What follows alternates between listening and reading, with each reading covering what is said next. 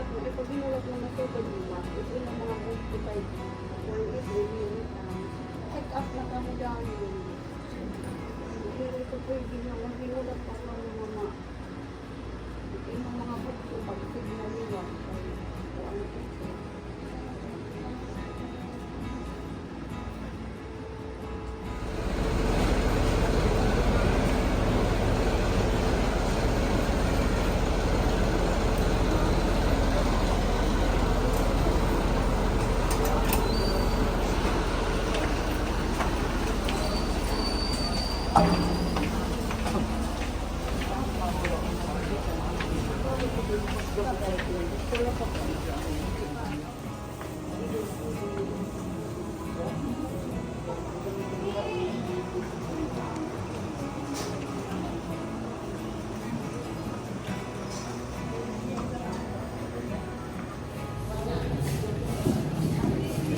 So ayan ka po, kakatapos lang namin magpa-check up. Sila Ate Ruby nandun pa po sa loob ng hospital. At alas 12 na po. Nagugutom na si Ganda. Tsaka yung baby. Kaya punta tayo sa parking para makakain muna. Si Nanay Marilyn, ongoing pa po, nagpapa-x-ray pa siya. At hindi pa sila tapos. Ito lang po yung natapos kasi walang masyadong pasyente sa mga bata. So bumili kami ng tubig kasi sobrang init, kailangan ng medyo malamig na tubig. Nananghalian muna tayo. Dito si Kuya Goreng eh. Saan kaya yung ating service?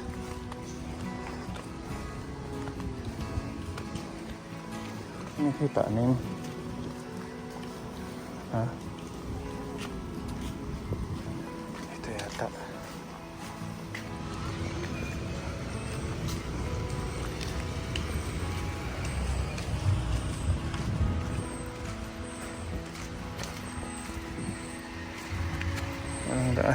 Dito tayo dumaan. Masikip.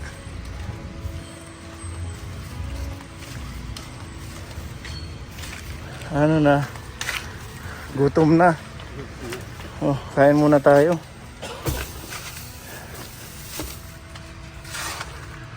Oh. Kaya Goreng, kuha ka na lang dito. Pabukas na lang. Kaya yung tanghalian natin. Andun pa sila Ate Ruby, hindi pa tapos. Kami tapos na. Para bantayan mo na lang dyan. Baka mag-iyak-iyak din.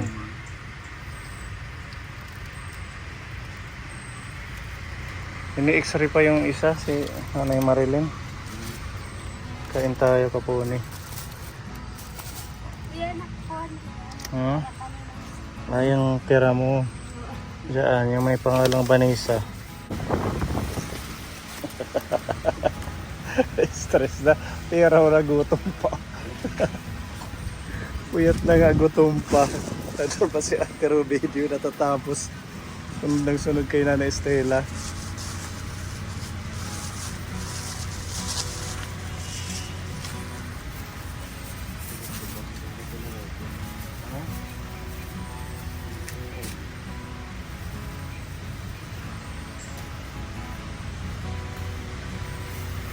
Tayo mga kaponi. Nagluto po ako kaninang madaling araw ng adobo na pork. Ito yung ating tanghalian. Shout out kay Ate Maricel, Tita Maya, kung gusto rin yung pangin natin ngayon. Pang snack, pang kape. Salamat po.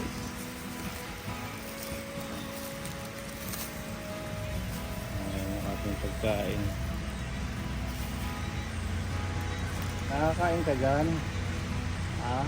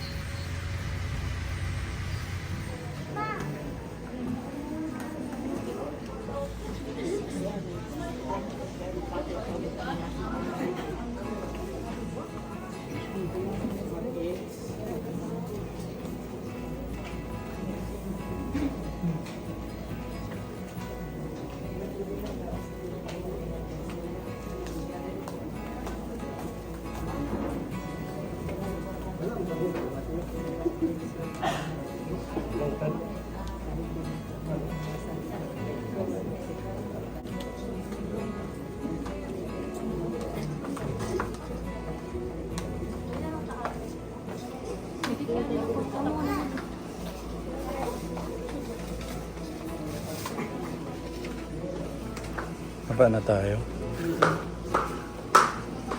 Sige na lang. Sa baba na lang kayo kumain.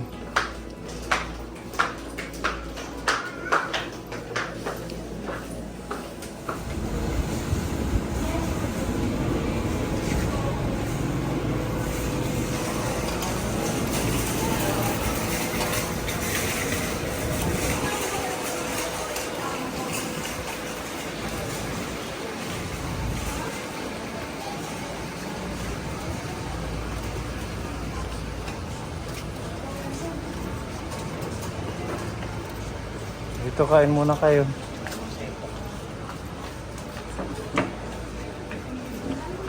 Oh.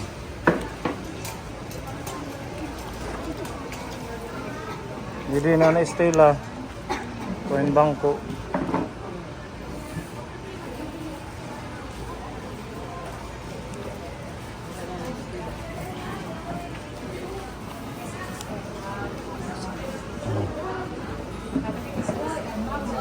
Ito yung ano ni Nanay Estela, yung kanyang test spirometry with pre and post bronchodilation. Kaso by schedule pala to Ate Ruby. Mabalik daw July 30 itong isa. Para saan sa... Yung sinasabi mong ano siya, yung parang bubuga ng hininga niya. Kailan na Estela yan? Oo, 3,245 kaso sa 30 pa. Oo. Tapos yung isa, CT scan niya, ang mahal 6,600. Pwede sana ngayon, kaso wala tayong perang ganyang kalaki. Bali magkano lahat? 3,000 saka 6,000, 845. Sige, kain muna. Ano nanay, nagutom ka na? Nagutom ka na sa paikot-ikot, pabalik-balik. Nag-iinor. Umiiyak na nga din sa x-ray ha. Dahil sobrang sakit. Ang ganun talaga. Iyak. Tumilis sa x-ray ha. Oo, kasi hindi na nabibend yung isang paa kasi niya. Sabi ng doktor, napabayaan si nanay, ano, dapat daw naagapan sana yung, kasi may lahi pala kayo ng ganyan, namamana. Kaya sabi ng nurse, pag once kayo, maramdaman muna na may mga sakit-sakit, magpa-check up na daw kayo. Lalo na pag mga babae na anak niya, prone daw ang babae. Prone ang babae. Kadalasan prone daw ang babae sa mga ganyang klaseng sakit. Sabi ng doktor na nag-check up sa kanya. Oo. Kadalasan babae ang tinatamaan. Yan Kaya lang. mag-ingat daw. Nagpili naman ng doktor ni Nanay Marilyn na mag-ingat daw. Tapos pag may nakaramdaw ng ganyan, huwag nang patagalin, sabi ng doktor. Kaagad na magpa-check up para hindi lumala. Oo nga. Nagagamot naman daw yan. Ano ba to? Ano daw kondisyon niya? Severe na yung kanyang yung buto niya. Parang parang peanut brittle na daw yung buto niya. Kahit kunting sagi lang yan, pwede yan mag-crack, durog. Kasi- Kaya pala naglalagutok palagi. Isa na yan na dahilan. Kaya ingatan daw, sabi ng doktor, Na hindi siya mabumagsak. hindi siya bumagsak, hindi siya masagi ng malakas. Kasi once na masagi siya, may posibilidad daw na mag-crack yung ibang buto ni Nanay. Kumbaga marupok na. Marupok na yung buto niya. Kasi Kumbaga sa kawayan, yung parang matanda na. dumog na, Tita Diyos. Dumog. Dumog na, kumbaga dito Oo. sa amin, dumog na. Kumbaga hindi nalagyan ng mga calcium. Oo. Oo, yung pampaano ng buto. Kaya lahat naman yan daw na may gamot daw dyan. Ang nga ng doktor, agapan. Nagagamot naman daw ngayon yung ganyang klaseng sakit. Huwag nang patatagalin. Sa kanya matagal na eh. Tapos nasabi ng doktora, kaya siya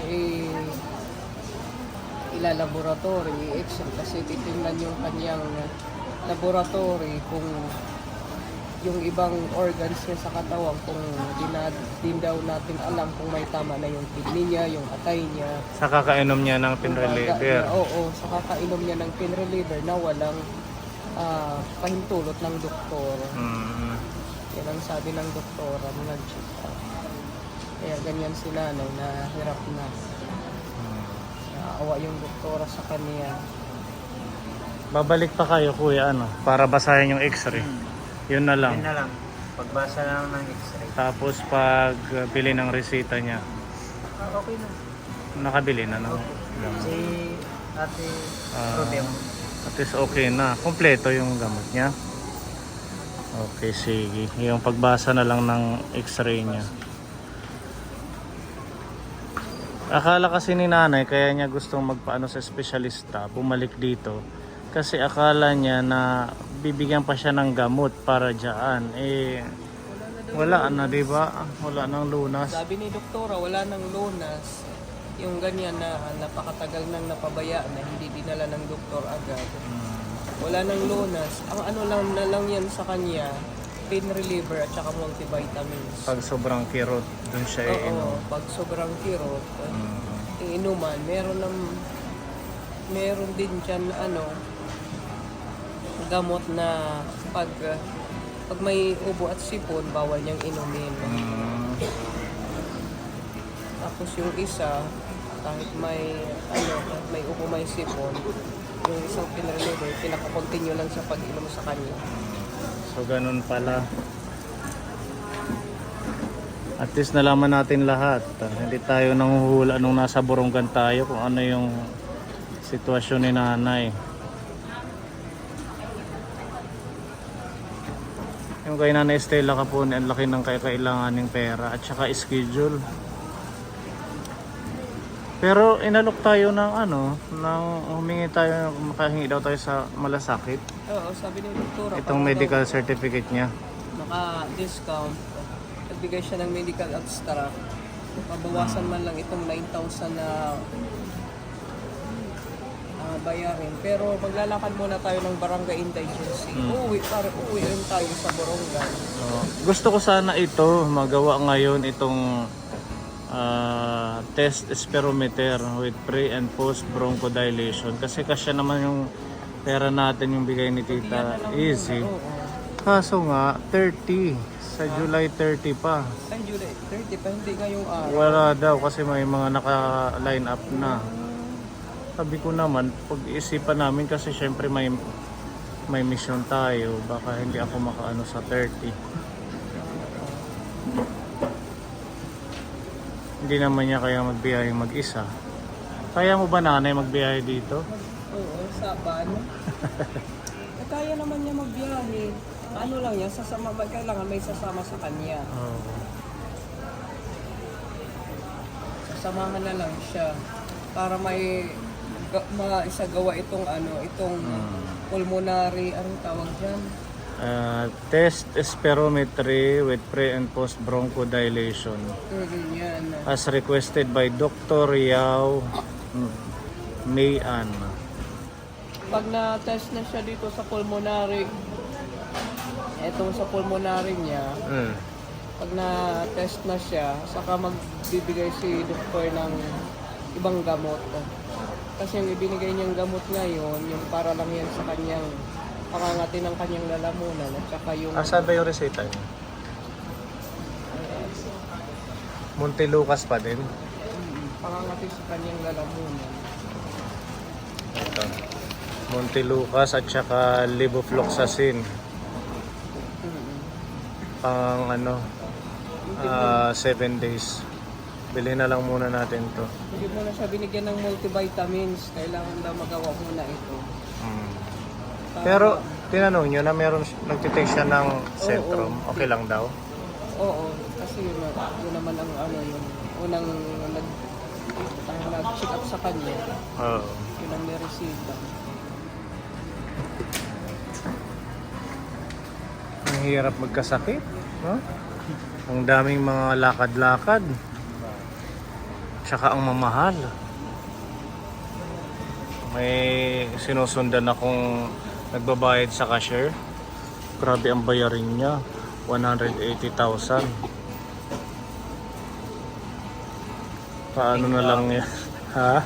Ang laking damage. Oh, paano na lang yung walang 180,000? Kagaya natin, paano tayo magpapagamot? Okay lang yung pagod eh. Pero yung bulsa, kung wala kang ganun eh. Wala ka rin. Hindi rin makapunting. Okay lang yung puyat na pagpunta, pero yung gastos, mahirap. Kaya dapat si nanay magpalakas at saka pwede pa ba itong kaso? Baka mag-crack yung buto ano? Hindi na siya pwedeng mag-exercise yung unat-unatin. Patamtama na lang. Wala na daw ganyan. Ganyan na lang daw si nanay, sabi ni doktor. Ganyan na lang siya. Kasi mahirap na daw yan na i-treatment. Kasi nanigas na daw yung mga buto niya sa sobrang tagal na na-standby. Mahirap na daw yung person. Kaya ganyan na lang yan. Kino-liver at saka Vitamins. vitamins, saka yung ointment.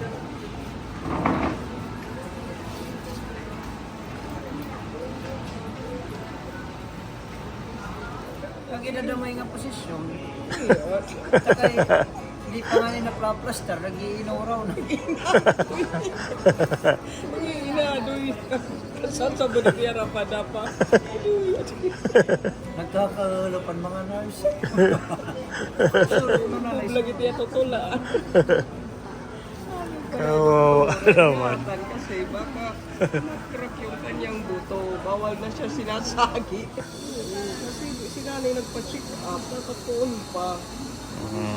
Dapat inagapan mo noon pa. Inagapan mo noon pa dapat.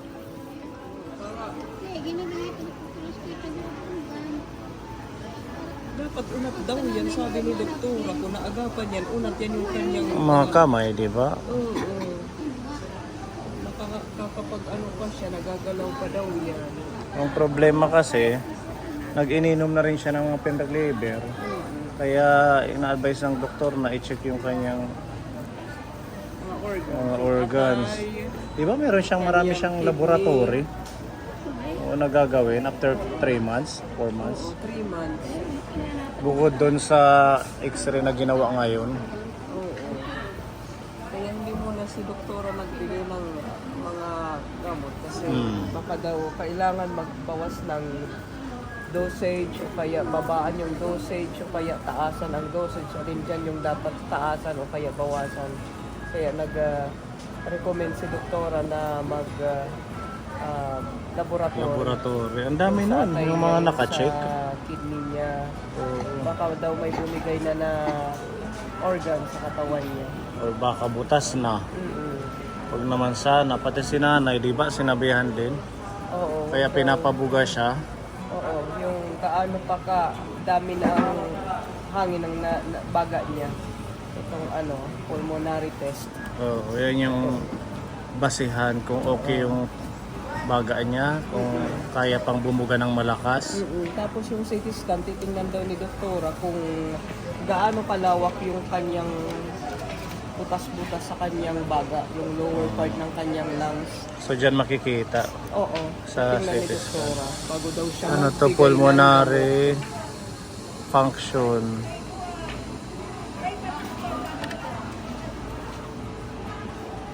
Itong CT scan ng kanyang chest. Titingnan ni doktora kung gaano kalawak yung sakop ng butas-butas ng baga ni nanay. Ihingi na lang natin to sa burunggan ng tulong. Meron man CT scan doon pang adult, yung pambata yung wala. Yung kay baby Mariana, kaya dito siya nagpa CT scan. Kukuha ka ng nanay, barangay indigency. Tsaka natin, sasubmit natin tong mga request.